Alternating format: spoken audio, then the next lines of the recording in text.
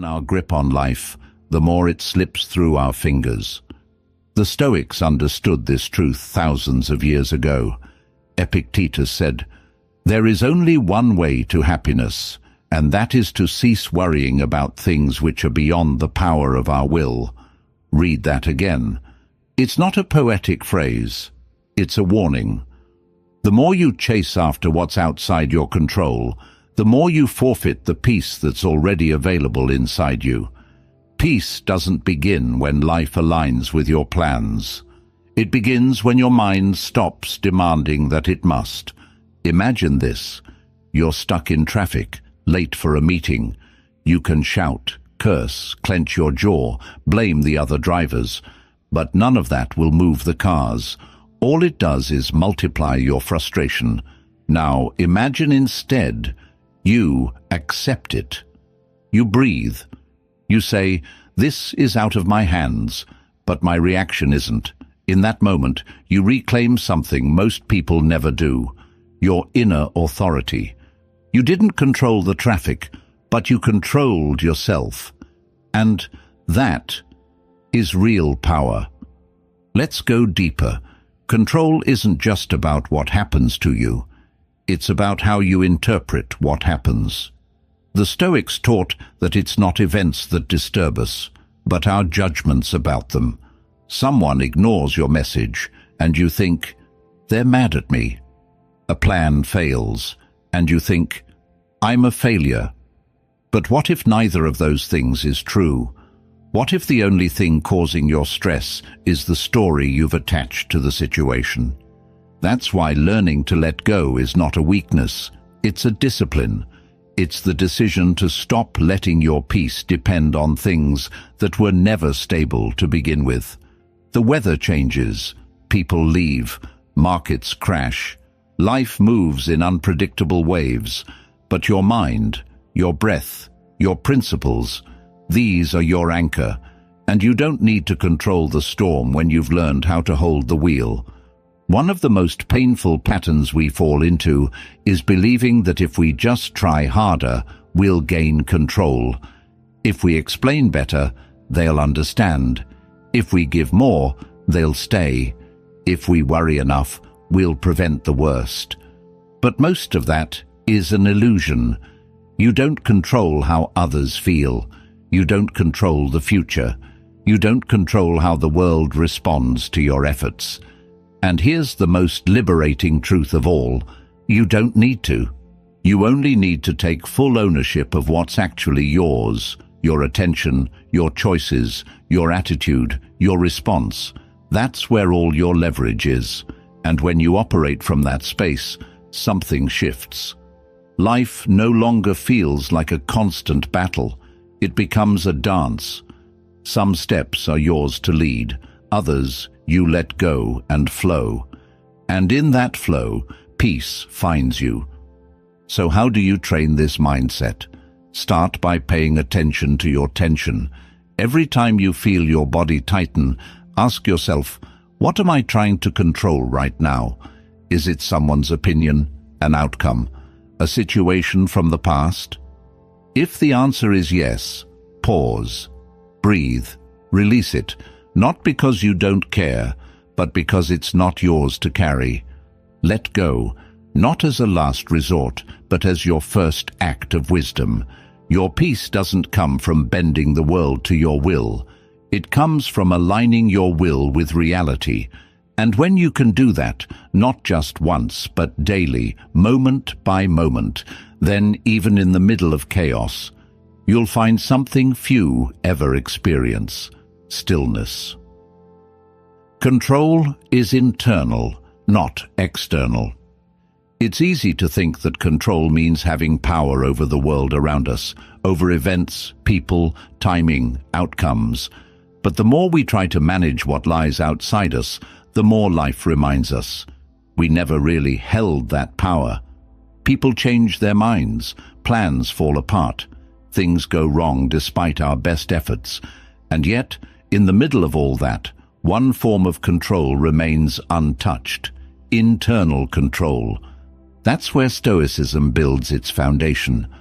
The Stoic doesn't chase after what he can't influence. He sharpens his awareness of what he can. Not the world, but the self. Not the chaos, but the clarity beneath it. Marcus Aurelius said, "You have power over your mind, not outside events. Realize this, and you will find strength." And that's the shift. Control doesn't mean making things go your way. It means mastering how you respond when they don't. But most people are trained differently. We're taught to seek results, to fix everything, to prevent every mistake. That's why we obsess over how others see us. That's why we replay conversations in our heads. That's why we lose sleep over things we can't undo. We confuse external control with safety. We think that if we can just manage every detail, we'll finally feel okay. But what actually happens is the opposite. We become prisoners to variables we can't command. Here's the hard part. Internal control isn't flashy. You can't show it off. No one applauds you for staying calm in silence, or for choosing not to argue back, or for letting something go when your ego wanted to hold on. But those small internal victories, they build something unshakable. They build the kind of character that doesn't collapse under pressure, the kind that doesn't need the world to behave in order to be at peace. Let's say someone insults you. Your pride wants to respond. Your emotions flare. But in that moment, you have a choice, not over them, but over you. Do you take the bait, or do you choose silence? Do you carry their words, or do you drop them? That moment, right there, is where real control lives. Not in changing them, but in commanding yourself. And it's not just about emotions. It's about your focus, your energy, your attention. Where you put your mental effort each day defines who you become. If you give it away to every distraction, to every problem you can't fix, to every drama that isn't yours, then slowly your sense of power fades. You feel tired, not because life is too heavy, but because you're carrying what isn't yours. The Stoic filters life like a master. What's mine to act on? What's mine to release? There's a quiet kind of confidence that comes with this mindset, a freedom, because when you stop trying to control the external, you free yourself from the exhausting need for perfection. You become lighter, calmer, stronger. You become the kind of person who walks into a storm and still walks straight. But this takes practice. It takes awareness. It takes pausing before reacting. It takes asking yourself daily, am I trying to control the uncontrollable, or am I leading myself with intention? Because you can't stop the tide, but you can learn how to swim. The more you train your mind to focus inward, the less shaken you'll be by what happens outward. And that's the true test of power. Not how much you command, but how little you're disturbed. Here's the challenge. For the next week, anytime something frustrates you, pause. Don't ask how to fix it. Ask, is this inside my control or outside of it? If it's inside, take action. If it's not, let it go. Not because you're weak, but because your strength is too valuable to waste. Real control doesn't shout. It doesn't seek attention. It moves silently, inwardly, reshaping how you live, not by bending the world, but by mastering the only place you ever truly had power, yourself.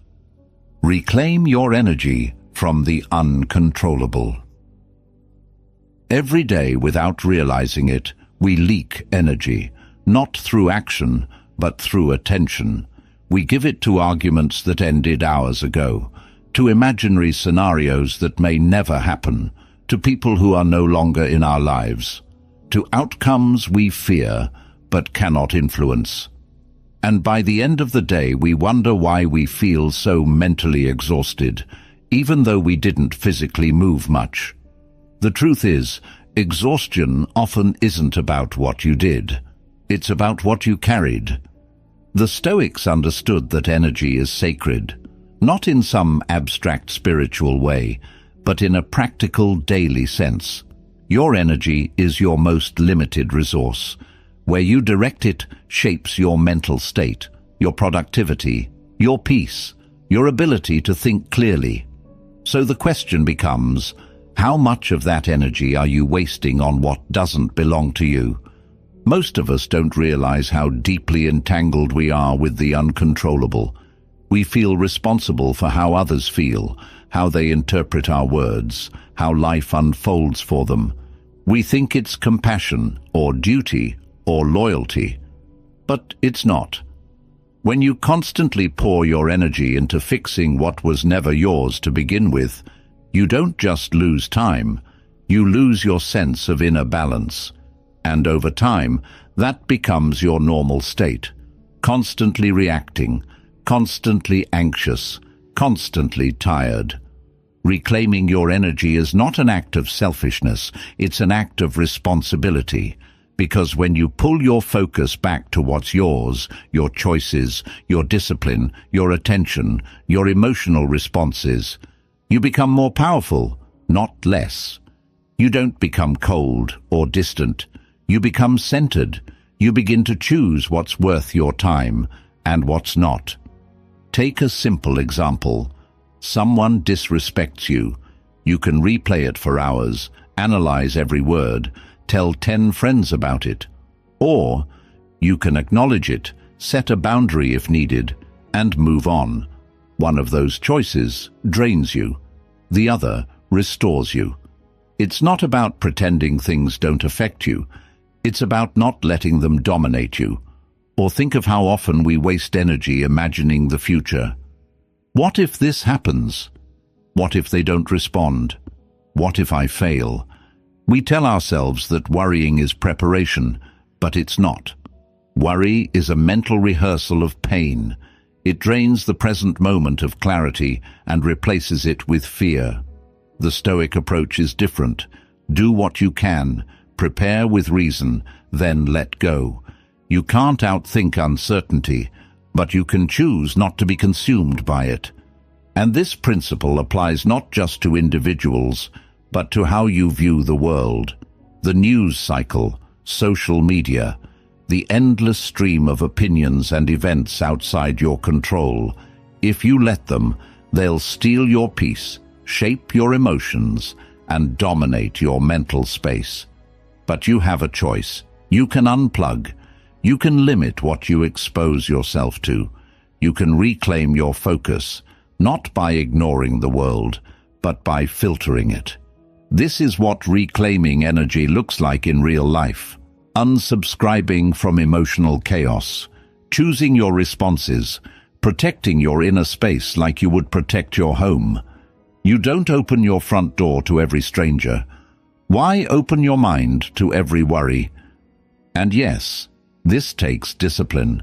It means being honest about your patterns. It means saying, no, I won't overthink that again. No, I won't spend the day dwelling on something I can't change. No, I won't waste my energy on someone who doesn't even value it. That kind of self-control doesn't make you cold. It makes you clear. Because clarity is power, and when you finally stop giving your energy to the uncontrollable, you'll be shocked at how much lighter you feel, and how much more you can do with what's actually yours. Let go of illusions of power over others. One of the most draining habits we carry is the illusion that we can control how other people behave. That if we say the right thing, act the right way, give enough, stay calm enough, they'll change. That they'll treat us with more respect. That they'll love us the way we love them. That they'll understand us, value us, or finally give us closure. But this is the trap, the false hope that our inner peace depends on someone else's transformation. It doesn't. It never has. Because no matter how thoughtful, patient, or generous you are, you don't control how others think, feel, or act. And trying to manipulate their behavior, even with good intentions, is not connection. It's control in disguise. The Stoics taught that to live in harmony with nature is to accept people as they are, not as we wish them to be. That doesn't mean you tolerate mistreatment or settle for less than you deserve. It means you stop trying to force people to become what they are not ready or willing to be. You set boundaries, not ultimatums. You walk away, not to punish, but to protect your peace. Because trying to change someone who doesn't want to change is like trying to hold the wind in your hand. It will slip through, and all you'll be left with is frustration. Think of how much mental weight we carry from relationships where we keep adjusting, explaining, hoping. We think, if I just do more, they'll see. Or, if I can make them understand, maybe things will change. But that cycle turns into emotional servitude. You slowly begin to abandon your own values just to keep the connection alive. And in doing so, you don't just lose energy, you lose yourself. True freedom begins when you accept this. People are who they choose to be, not who you need them to be. Your responsibility ends at your side of the equation. You can offer love, but you can't demand it in return. You can show respect, but you can't control how someone responds. You can speak the truth, but you can't force them to listen. And the sooner you let go of that illusion, the sooner you reclaim the energy you've been pouring into the impossible. Letting go doesn't mean closing your heart. It means opening your eyes. It means seeing clearly that influence is not the same as power. You may inspire someone, you may support their growth, but the moment you try to bend their will to meet your needs, you've stepped out of love and into fear. And that fear of being misunderstood, unloved, rejected, is what keeps us clinging. We think control will save us from pain, but it only creates more. It creates tension, resistance, emotional warfare. You find yourself exhausted from conversations that never go anywhere, from trying to please someone who keeps shifting the goalposts. And all along, there's a simple truth waiting to be seen. It's not your job to change them. It's your job to choose how you respond to them. So what does it look like to let go of this illusion? It looks like no longer chasing apologies you'll never get, no longer crafting messages you won't send, no longer molding yourself into a shape that pleases someone else. It looks like walking away from people who benefit from your silence and reclaiming the voice you gave up trying to keep the peace. Because peace isn't found in controlling others, it's found in setting yourself free from the need to. The Stoic doesn't beg for understanding. He lives with integrity and allows the world to respond however it chooses. And that's a hard path, because it requires surrendering your need to be seen a certain way. But in that surrender, you gain something stronger than approval. You gain self-respect. So ask yourself, who are you still trying to change? Whose behavior are you obsessing over? Who are you shrinking for, hoping that if you're good enough, they'll finally get it? And what would happen if you just let go? Not out of spite, not to prove a point, but because your energy deserves better, because your peace is more valuable than someone else's opinion, and because the only thing more exhausting than trying to change others is realizing you never had to. Accept reality to master it. Most suffering begins not with what is, but with what we refuse to accept. It's not the situation itself that crushes us. It's our resistance to it. We wish it were different. We think it's unfair. We cling to how it should be. And in doing so, we trap ourselves in an invisible cage, a war with reality that no one ever wins. This is one of the hardest truths Stoicism offers. Acceptance is not giving up. It's stepping into clarity. It's looking life straight in the eyes and saying, "This is what it is, and now I choose how to meet it." That's not weakness. That's mastery. Because when you stop wishing the rain away, you can finally decide what to do with the storm. But let's be honest, it's uncomfortable to accept things we don't like. It feels passive. We fear it means surrender.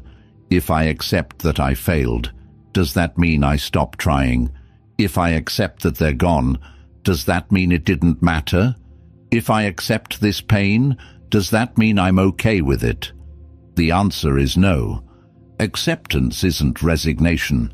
It's recognition. It's the first step in reclaiming power, because you can't change what you won't face, and you can't improve a reality you keep denying. Epictetus taught, "Make the best use of what is in your power, and take the rest as it happens." That's the core of Stoicism, not blind positivity, not passive suffering, but practical wisdom. If something is broken, fix it. If something can't be fixed, adjust your relationship to it. Either way, start with what is, not what you wish. Think about how much time we spend fighting reality, hoping someone will be different, wishing we had a different childhood, resisting a diagnosis, denying the truth about a relationship, about a job, about ourselves. And all the while, reality sits patiently, waiting for us to stop struggling long enough to see it clearly. Acceptance doesn't mean liking everything. It means being honest about what's here, now, because only from that place of honesty can you act with wisdom. You can't navigate life if your map is based on fantasy. The Stoic begins with what's real, no matter how uncomfortable, because from there, action is clear. Imagine this. You lose something important, a job, a friend, a plan you poured your heart into. You have two options. You can resist. This shouldn't have happened. You can replay every moment, every detail, searching for a different outcome. Or you can accept, this happened. I didn't want it. I didn't choose it. But here it is. Now what? That shift changes everything. It frees your energy. It gives you direction. It puts you back in motion. And this doesn't just apply to big moments. It's in the little ones too. The missed train, the rude comment, the long delay, the unexpected change. Every time something interrupts your flow, you're given a choice. Resist or accept. React or respond. Panic or pause. And the more you choose acceptance, the more resilient you become. Not because life gets easier, but because you stop wasting your strength on what cannot be undone. One of the most powerful forms of acceptance is self-acceptance, because often the hardest thing to face is ourselves, our flaws, our regrets, our limitations. But the Stoic doesn't avoid the mirror. He uses it. He looks with courage, not judgment. He says, "This is who I am today, and I take full responsibility." That's where growth begins. Not in shame, but in truth. So if there's something in your life you've been resisting, a truth you've avoided, a change you've postponed, a reality you keep rewriting, take this as a sign, not to give up, but to wake up, to step out of the illusion and into awareness. Because once you stop fighting what is, you can start building what could be, and that is real freedom. Control your thoughts and actions only. In a world where everything seems urgent, where opinions fly faster than facts, where expectations from others mount by the hour, and where we are constantly told what we should think, feel, or become, it's easy to forget the simple truth. The only things truly under your control are your thoughts and your actions. Nothing more, nothing less. This is the core of Stoic teaching and also its greatest challenge, because the human mind is wired to grasp, to judge, to anticipate. We think if we worry enough, we'll be safe. If we plan enough, we'll stay ahead. If we think about someone long enough, they'll change. But all of that is mental noise, activity without authority. We mistake overthinking for control, when in reality it's just fear in disguise. Marcus Aurelius wrote, "You have power over your mind, not outside events. Realize this, and you will find strength." He didn't say you have power over outcomes, or over others, or over the past, just your mind, and what you choose to do with it. But let's pause and really consider that, because it sounds simple, but it's not easy. Controlling your thoughts doesn't mean suppressing them. It means directing them. It means training your mind like a muscle. When the voice of doubt shows up, you don't argue with it, you observe it. When jealousy creeps in, you don't feed it, you reframe it. When anger rises, you don't explode, you investigate. You shift from being a passenger in your mind to becoming the driver. And when it comes to your actions, the same principle applies. You don't control how people receive you, but you control the intention behind your words. You don't control what the world offers, but you control how you show up in it. Your values, your standards, your discipline, that's your domain. And when you stay rooted there, you become unshakable. This isn't just philosophy, it's the foundation of emotional maturity. Immature minds want to control others. They want to change external reality before they've changed their internal state. But the Stoic understands. Your freedom begins the moment you stop trying to rewrite the outside and start mastering the inside. Imagine a day where every time something upset you, someone ignored you, a plan failed, a stranger was rude, you paused and asked, "What part of this is mine to control?" And then, instead of reacting, you chose your response. You redirected your thoughts. You recalibrated your actions. That's not weakness. That's command. That's what it means to live with intention, not reaction. It also means letting go of blame. If your thoughts and actions are yours to control, then so is your responsibility. You're not a victim of your emotions. You're the author of them. And when you slip, when you act impulsively, when you let negativity guide you, you don't beat yourself up. You realign. You ask, what belief led me here? What action can I take now? That's how a Stoic moves, not with shame, but with awareness. This level of self-governance takes time. It's a daily practice, and it won't make you immune to pain, but it will give you clarity through it. The world might still shake, but you won't crumble, not because you control the chaos, but because you control your mind within it. So if you're overwhelmed right now, if you feel scattered, reactive, emotionally pulled in every direction, come back to this question: what do I control right now? If it's not your thought, let it pass. If it's not your action, let it go. Because the more you focus on what's yours, the more power you reclaim from what isn't. And when you consistently live from that place, thought by thought, choice by choice, you'll realize something liberating. You don't need to control everything to be at peace with anything. The Stoic mind filters chaos through clarity. Chaos is inevitable. Life is unpredictable, messy, and often unfair. Things break, people disappoint, plans unravel, and it all happens without warning. But here's the Stoic truth: chaos itself is not the enemy. It's how we filter that chaos that determines whether it destroys us or transforms us. Most people react to life like a sponge. They absorb everything, every insult, every fear, every failure.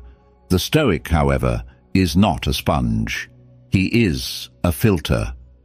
He lets the noise pass through and holds on only to what matters. What gives someone this ability? It's not cold detachment, it's not emotional suppression, it's clarity, and clarity begins with self-awareness.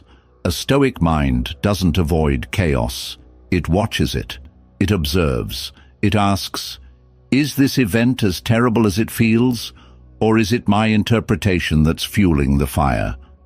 That simple pause creates distance, and in that distance, wisdom grows. You see, we live in a world that rewards speed, instant reaction.